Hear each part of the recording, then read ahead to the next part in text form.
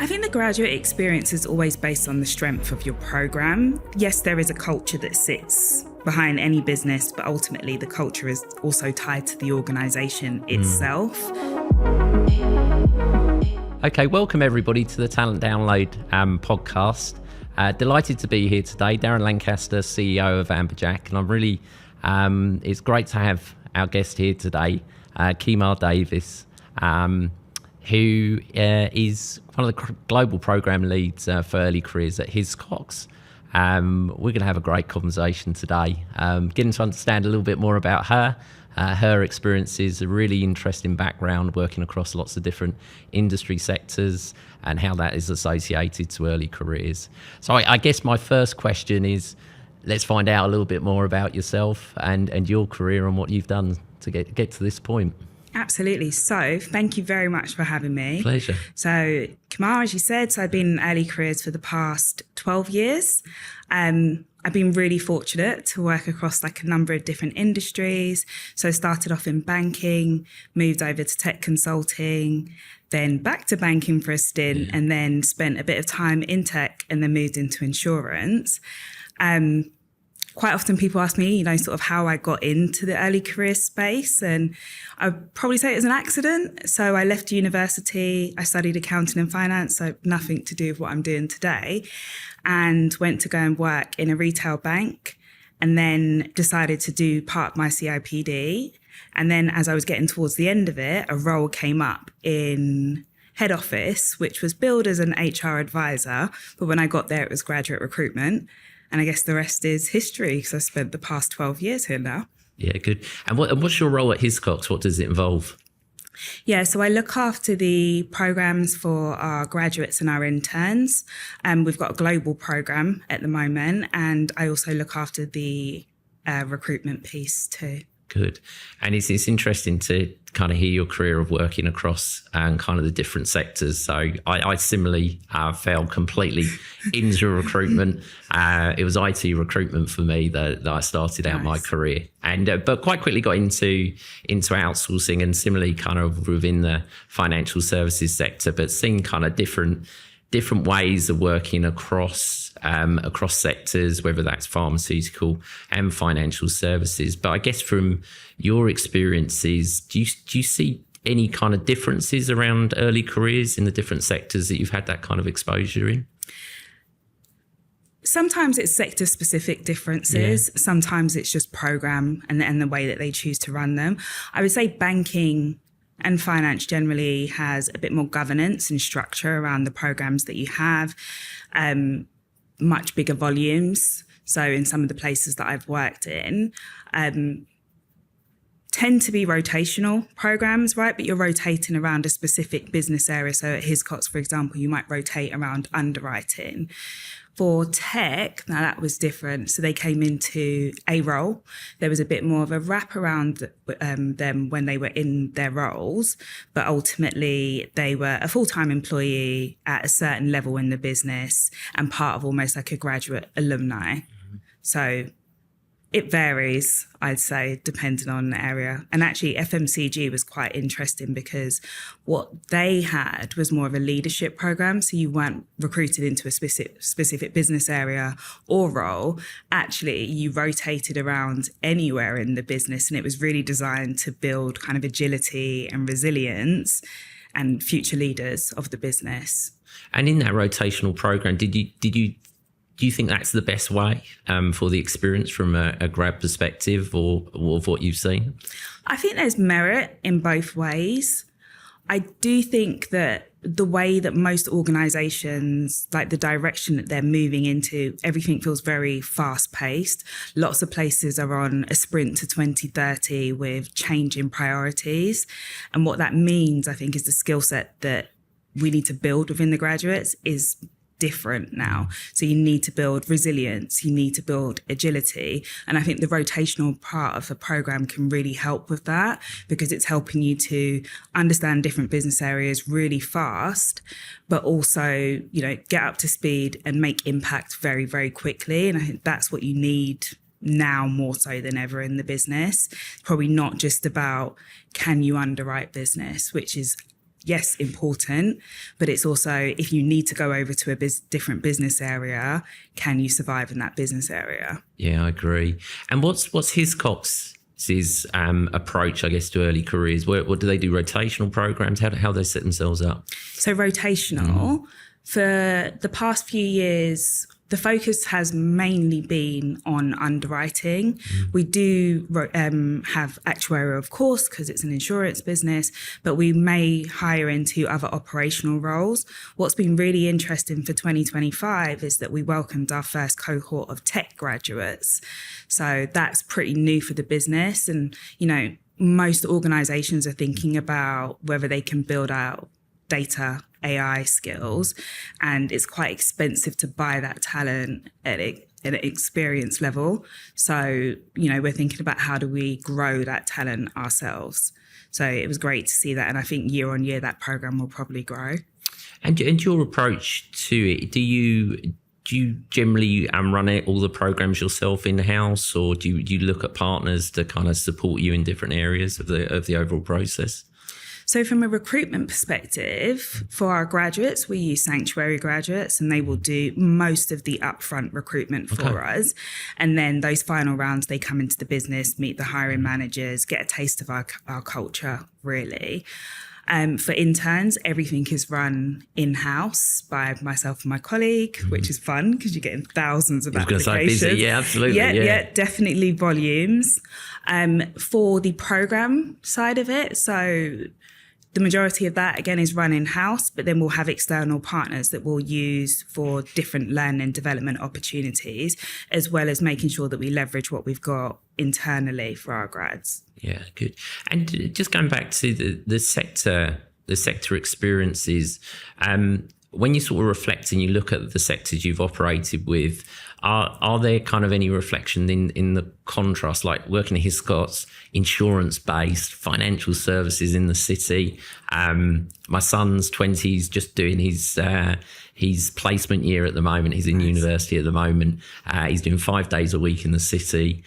He's loving it, but it's massive culture change. He used to be a lifeguard. He used to work in McDonald's. He used to do all of those types of things. And you talk about FMCG. My experience is probably more than the early careers, more in the volume space of kind of working in FMCG. That can be a challenging sector, particularly like food industry and those types of places to work and experience compared to financial services. Do you you must have experienced that sometimes sort of in your background and what you've done. So you've worked at Microsoft and different places, different sectors from there. I think you get a real mix, right? Yeah. So if I start with tech, I worked Microsoft, Meta, like massive brand names. People want to work there, right? Like most of us are grown up with their products. All the way on the other side to when I was in FMCG, I was in tobacco. Oh, yeah, exactly. So that's, for most people, if they do know it, it can be a dirty word, right? Yeah. So you've got that element. But we still got massive applications. And I believe that was because of the strength of the actual program. So it was a future leaders program. It was rotational. People wanted to come into the business and experience different things, but also be on an accelerated program with the potential to have a leadership opportunity at the end of it. Mm-hmm. So yeah, I think there can be a difference. I think, banking, financial services is a lot more conservative than tech, right? Or tobacco. So, but people know sort of what they're signing themselves up to. So it's interesting. You worked within the tobacco industry, so quite early on in my career. It was recruitment outsourcing again. I was called to a client in that sector out in Switzerland to do a meeting presentation, and smoking ban was kind of pretty everywhere kind of in the UK and everything. But I walk into that meeting, there's packs of cigarettes, great big ashtray, kind of saying, I appreciate the sector is somewhat changed actually from there, but it's got kind of quite eye-opening kind of for me as being younger in my career and actually experiencing that and actually seeing it was quite something. And the bizarre thing on looking out onto a beautiful lake, which was so clear. I feel like I know exactly. Well, yeah. Okay. I can see where you are as well. So in terms of in insurance, do you think that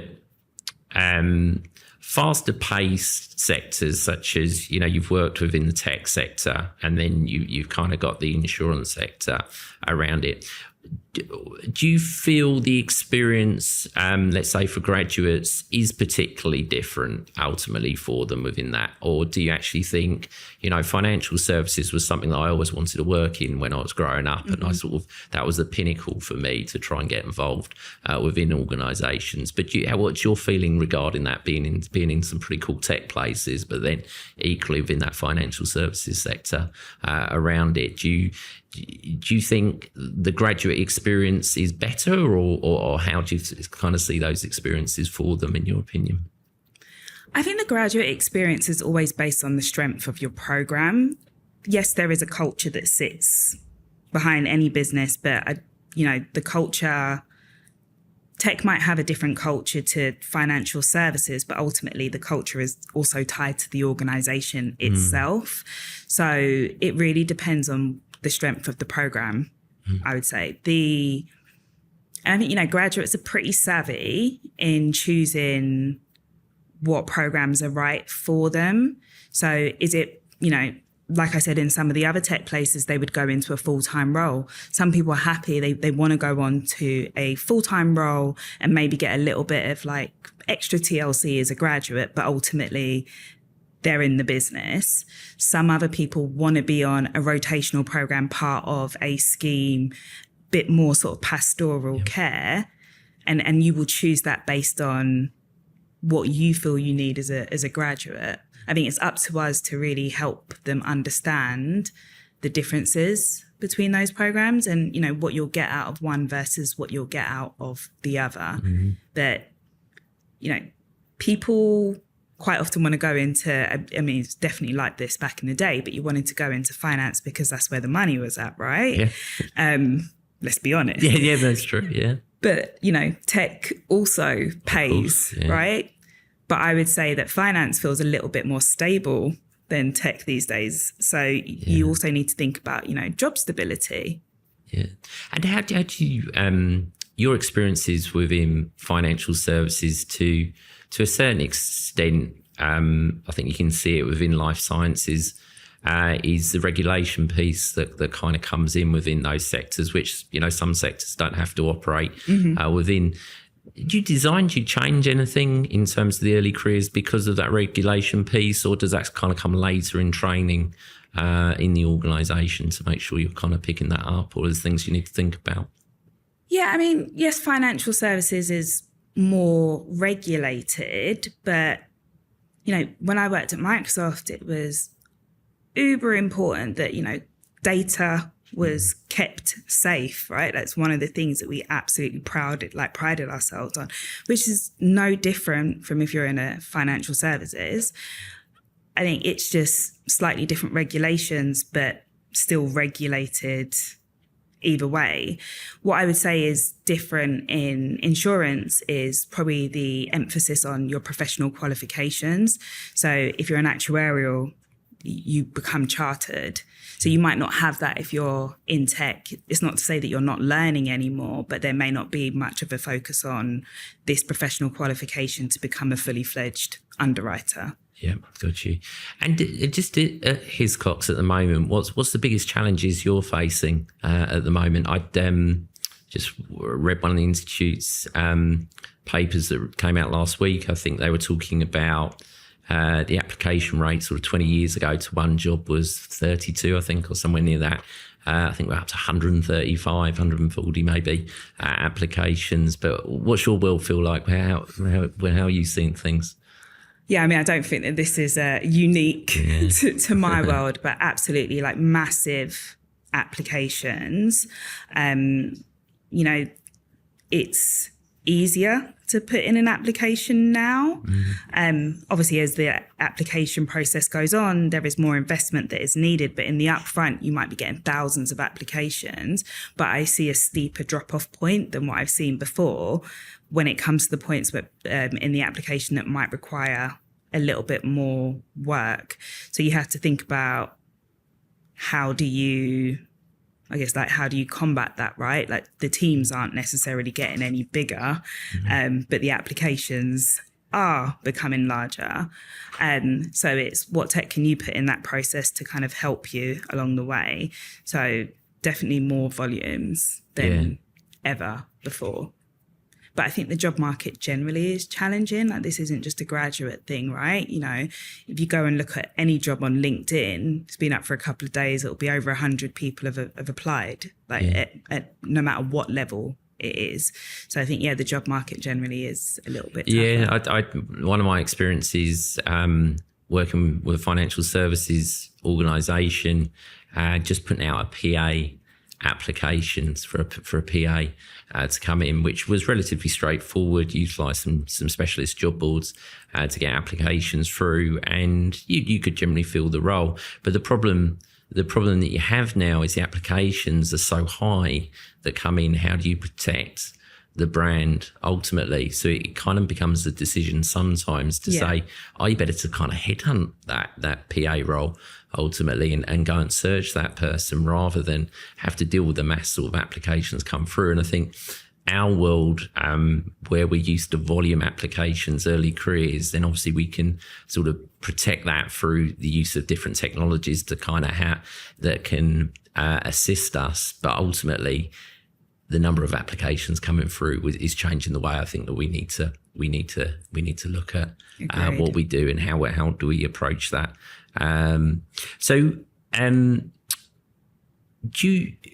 When you kind of look at your internal team that you have, and I know you kind of lend on the grads and you lend on different people, is there like additional training that you're having to provide to individuals, or is it just, is everyone just sort of getting on with the program? Is there anything additional that you've had to provide? Is this for grads? Or? Yeah, for grads or anything within early careers, actually, the way. Yeah, I mean, again, there's changing priorities within our business, but I would say within most businesses. I kind of alluded to it before when we think about like data, technical, AI skills. It's no longer just tech organizations that want tech grads, right? It's everybody that wants people that are technically savvy. So, we just had an initiative rolled out, and it's not just graduate level, but the whole business to assess ourselves against our data skills. And then based on that, we'll have like a program of learning. Yeah. So our graduates will do that too. And then there's additional bits that I will give them just because they're new to the workforce. And then there are things that they can leverage that we have online. So like storytelling with data, for example, or like some just basic like Excel skills, they can go off and do those things because we all need to be able to do them. Like, we both work in people HR, but you can't really get by now without being able to tell a story with data or being able to like cut it in a way that like makes sense for the audiences that you're talking to. Yeah, for sure. I think that post hire learning and the way in which you have to kind of support the individual through that process becomes really, really important. I think from my organisation's perspective, we look across the board sort of from attraction all the way through to that learning part regarding it. But it's really interesting to see the uptake and demand for organisations within that space to make sure they continue that journey on a positive basis. And that's not just in the UK. We've got a business within Australia, which is really firing in terms of that activity of working with organisations because the demand is there around it. And from an assessment, you talked about data and the need to kind of look at different skills at all. It changed your assessment process or anything in terms of the way in which you do that when you assess, maybe a graduate coming through? Not at this point, okay, no. I wonder, in an ideal world, I would love to get a bit of like gamification into the assessment to look at some of those skills. But I think that will evolve with the business needs. Like, we don't take on hundreds and hundreds of graduates. So it also needs to make sense against like the number, like the investment that you get in maybe your attraction, your recruitment is also based on like how many people you're hiring, right? So in all the different places that I've worked in, I've worked with like millions of pounds of budgets and maybe like a percentage of that. So, but that was also dependent on how many we were bringing in. Yeah. So not yet is what I'd like to say. Sure. Yeah. And in terms of AI and how that's affecting or quite clearly affecting the world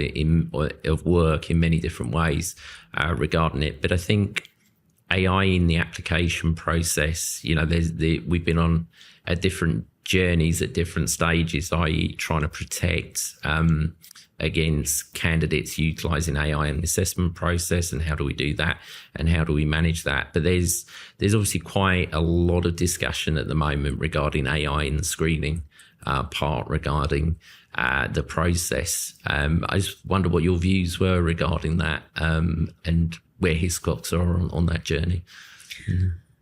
I think it's a necessary evil. As I mentioned, I've gone from, huge teams to like much smaller teams, but it doesn't mean that the applications have also followed that trend. They've obviously gone in the opposite direction. I'm a fan of using it as long as it's ethical. So you need to make sure there's governance behind it. Ultimately, the AI isn't necessarily built by the most diverse group of people. So you need to make sure that you're still getting your diversity through and it isn't having a negative effect on certain demographics of people. So I think as long as you've got your checks and balances, then it's okay. I don't think it can ever be the whole process. But I think it can take on elements of that process. But, people are still applying because they want to work for your company. And as people that sit in recruitment, you are the representation of your company. So they need to see what they're applying to. And I think that's really important. I think so. I think there's a potential trade-off, but hopefully not around candidate efficiency and candidate experience ultimately. Experiencing it firsthand with two of my sons, the one that's just graduated, one that, as I said, that's just done the placement.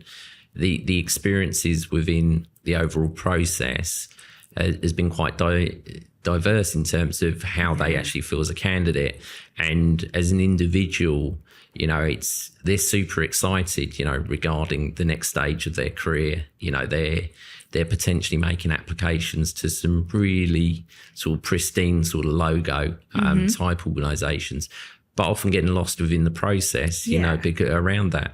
And I think we as an industry, that's our thought process has to be around the candidate experience, that how do we make sure that we do get to touch those candidates that make that application and make sure they feel good or bad, whether they get through the process or not. It's more to do with the overall experience that the feedback was given, they were automated through it. And I think, they are out of, I guess, all of the age categories that we deal with, particularly within recruitment, they're the ones that are probably the most tech savvy, most tech efficient ultimately in what they do and comfortable with it. So I think it's interesting to see how we evolve. Yeah. And also they're probably like the most vocal, right? Absolutely. When it isn't going well, your brand will suffer. So, there's nothing stopping somebody jumping onto TikTok and somehow that video blowing up about like a really poor application experience. So, yeah, it's important. And, for every person that comes through the process, there should be a learning, whether they leave with a job, whether they don't leave with a job. We as an industry want to make sure that, they have a learning so they can go on to get a job somewhere else. It's not you just apply, get told no, that's it, and you just keep doing the same thing. So where we can build in things like feedback and make it a useful process for them, I think we should be. Yeah. Have you noticed any sort of difference in over the years you've worked in early careers around the candidate expectation ultimately, sort of when you get to that, maybe that offer stage or just generally in the process? Have you seen any changes? Like I said, I think definitely more vocal. So, they want feedback.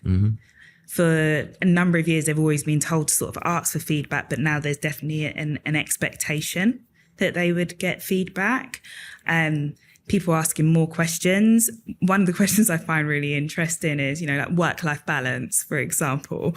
I'm not sure like my generation was asking about work-life balance. I think we were just like, great, thanks, we've got a job.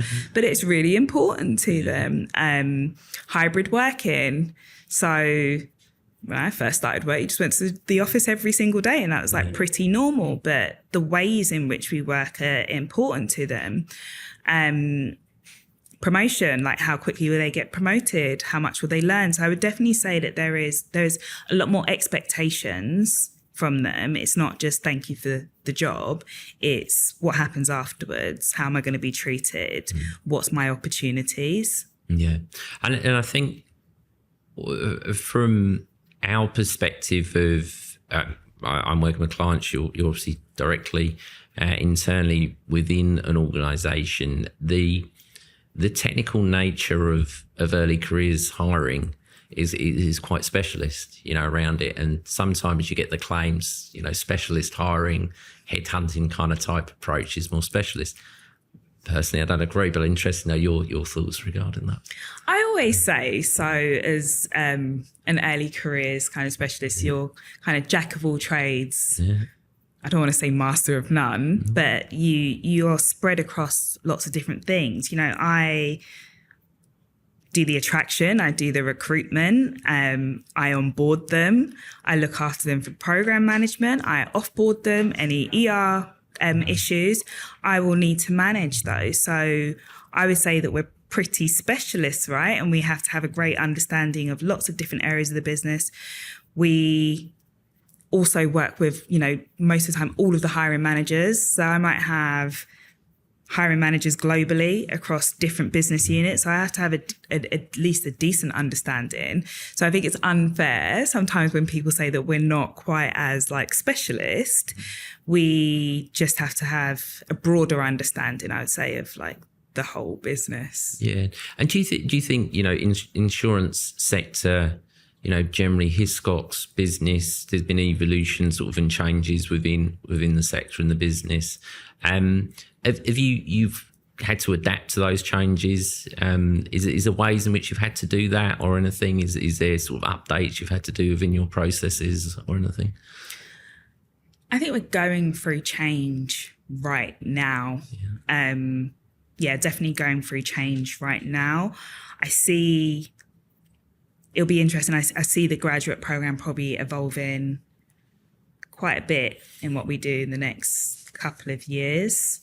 Can't say it now because it's all in my head, but yeah, I see us changing with the demands of the business. Like I said, we wouldn't have had a tech graduate program. And what I think is really interesting about our tech graduate program is, half of it's kind of tech engineering, but the other one's degree agnostic. And we've got people doing like project management and agile management. So definitely I can see that growing and there being changes within the business. Yeah, I think it comes back to more sort of wider recruitment challenge that we have is a lot of, we're not searching for someone against an actual physical job. I want to be an accountant anymore. What we're really looking for is moving more to that skills-based, agenda in terms of hiring the right people for what could be the potential, future jobs, which we just don't know, the way in which the tech will potentially influence that, and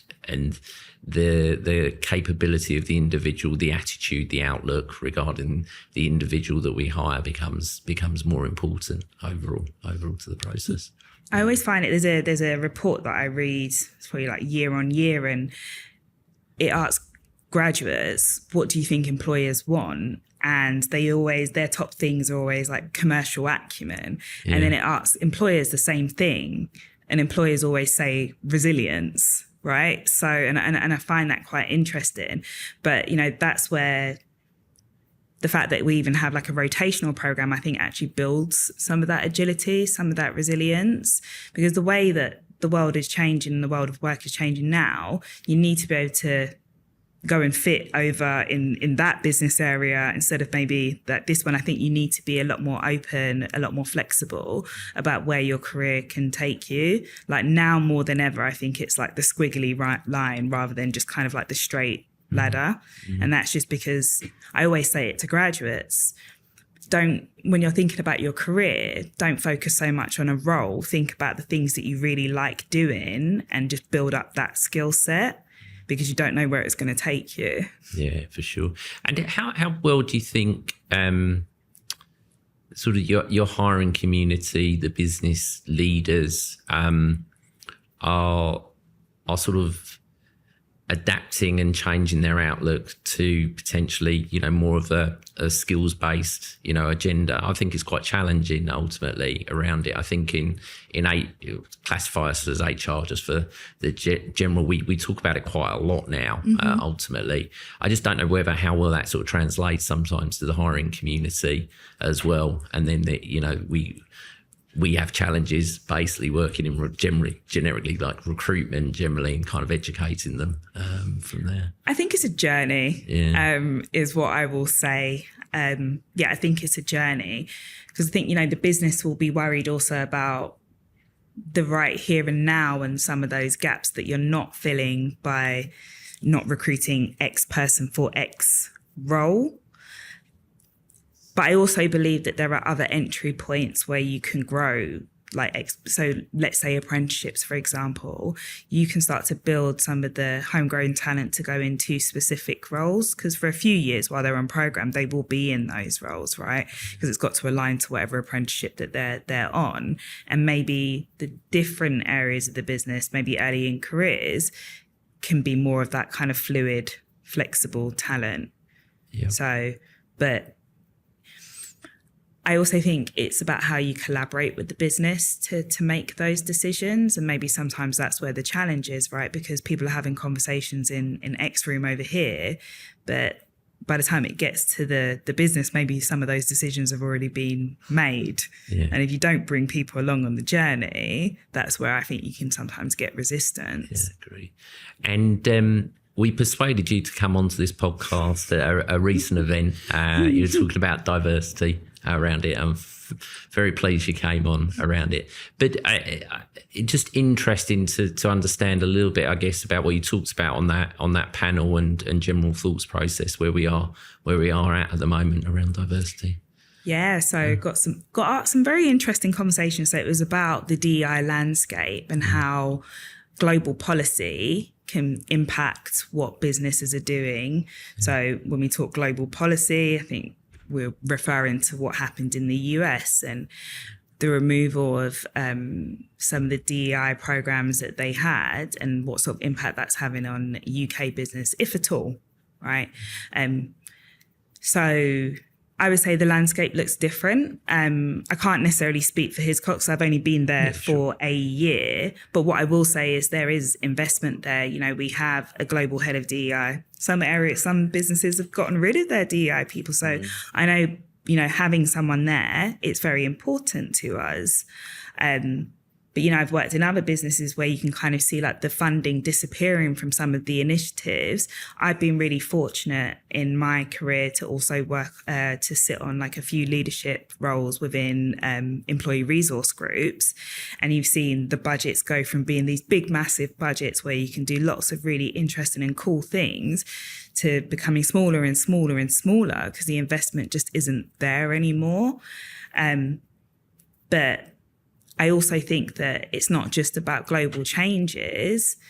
We're in a time where if your area of the business isn't necessarily making money, you're probably losing funding. It's just kind of how it is. Like, I sit in people. I've never been in like one of the rich teams that get to go off and do the really, really fun things. But, so then you'll start to see your funding disappear. So I don't think it's just a global thing. I do also think it's a changing times that we're in the world of work where people are looking at costs a little bit more, with scrutiny. Yeah, and maybe that changes. I do think, we've been in, certainly from a financial perspective, it's been quite a challenging period. If you if you put everything into, not that you can't put things in buckets like COVID, but you've got kind of life changing events that basically happen to us, which we grow through. And then there potentially was always the financial turmoil that was potentially going to come a little bit further down the line in terms of how that felt. Particularly for us, I guess, living in a recruitment world, it's been quite a challenging period over the last couple of years, a few years, for us, and the different focus around D&I and those types of agendas. It was number one, I think, only like a couple of years ago, when you'd survey generally HR professionals out of what the number one priority was. And unfortunately, that slipped a little bit, I think, generally around it. So I think it's important from our perspective in it is to continue that conversation, with our business leaders, ultimately to make sure it does have relevance, definitely, that we're the ones that making sure the process does facilitate it. Because as you spoke about, for an AI perspective and how that introduced into recruitment, we got to make sure it's fair, ultimately in the way in which it's looking at candidates. I mean, I think I would say I'm very fortunate where I am right now. We get to partner with like a number of different organizations. So from a recruitment perspective, I think, we're doing pretty well in the early career space. But to your point, it was hot topic around George Floyd's murder. But where we are today, it seems to have just dropped off of the radar. It's just not as important. And for someone who is diverse, you do kind of look at that. And I would say students do too, right? So that's another question I get asked quite a bit around like what your policies around DEI, like how do you make people feel included in the business? So this demographic definitely cares about it. So we should all think it's very important in our day jobs. Yeah, agreed. So I'll put you on the spot a little bit now in terms of it. What do you think the next few years look like for early careers? How do you see the world changing a little bit? Or does it change, I guess, ultimately? Can I tell you what I hope? Yeah, of course. I really hope that generally that we start to hire more early careers. I think what we're seeing is a lot of grads out on the market generally, and that makes me quite upset. So I'm hoping that we have lots more entry points for graduates to come into businesses. How do I see our programs changing? I think that we will potentially get more tech heavy than we ever have, which I think should be quite interesting, because it's almost like going back home, but not going back home because I'm still in insurance. I hope that there would be more investment in DEI, and that comes back to the forefront of everyone's mind. And then another hope is that the job market stabilizes a bit, right? Because it feels, and it's not just for early careers, I think it just feels a little bit chaotic. So yeah, I'd agree. And what's your view around, as you said there, AI is not going away. AI is going to be more introduced towards the recruitment processes generically, but also within early careers around it. How do you think the human touch part needs to kind of balance that out ultimately? How can we as humans make sure that we still run the best programs, I guess, ultimately? I think we can have, I said before, I think we can have AI in some of the part of the funnel where you're seeing so much applications, right? But there has to be a point before they meet the business, what have you, when someone introduces themselves as somebody from the organization. So I think we need to be in that. I will always think that those final rounds need to be on site if you can. I know from an accessibility, sometimes that isn't possible, but where possible, I think you need to give people as an immersive experience as you possibly can. So I think then it's very important for them to be there. And then how you keep them warm and onboard them, right? Kind of post offer, but before they start, because we normally hire pretty far in advance. I think that bit's really important as well, to have that human touch. Yeah, good.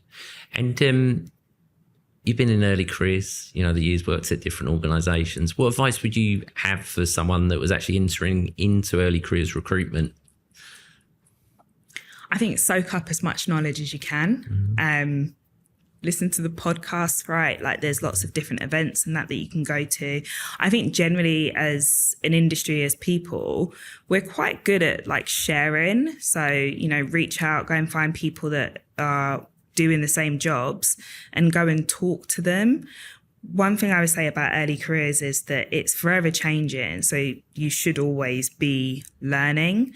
Build your network. Go along to events, meet people, build your network, and also listen to students, right? Like they've got some great advice. Yeah.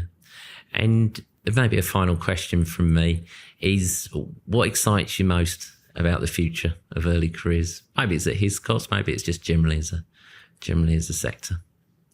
I think early careers, there's a big amount of pride, I think, that goes into what we do. I still am connected to people that I hired 6, 7, 8, 9 years ago, and I'm watching them now win awards. There is something very satisfying about being part of that journey. So that kind of like social value bit and the impact that you can have always makes me really happy. And it's probably the reason why I've stayed so long. I also think that there's also some fun in being able to excite people about opportunities that they maybe never thought was for them. So for example, like insurance isn't necessarily everybody's first choice, but it's such an interesting place to go and to be in. And the work that we're doing is like fascinating. So to be able to go and talk to students about that and get them excited to work with us is incredible. So yeah, I think that kind of giving back piece is the bit that has kept me here for as long as it has. Good. I said it was my last question, but I've got some fun ones kind of to last with, so I couldn't let you go without doing them. So these are kind of like quick fire questions for you to answer, and you can try and answer them with one word. So I'll go for my first one. One word to describe the future of early careers recruitment.